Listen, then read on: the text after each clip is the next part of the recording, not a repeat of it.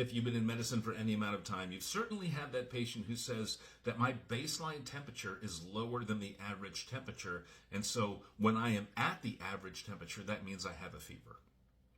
And they express a little bit of frustration that a provider is not acting on that information. So a couple of points about that.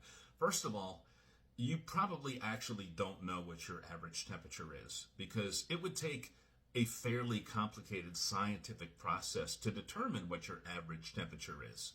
You would have to take your temperature several times a day, every single day, for a certain amount of time, and then account for a lot of different factors, environmental factors, the time of year it is, the humidity within your home, the temperature within your home, the clothing that you're wearing, whether or not you've been drinking hot or cold beverages at the time, what type of thermometer you're using to take your temperature.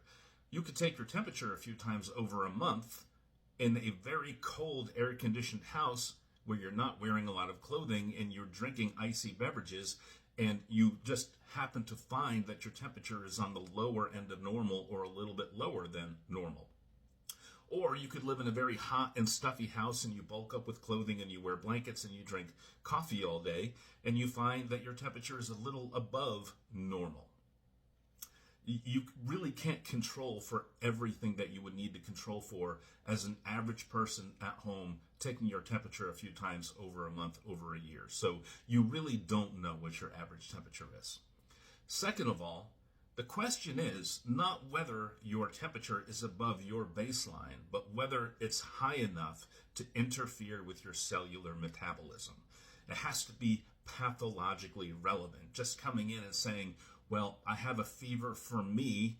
Well, we don't really need to treat a fever for you. The questions we need to ask is, what are the other things that are affecting you? So there has to be a clinical course that temperature has some sort of relevance to.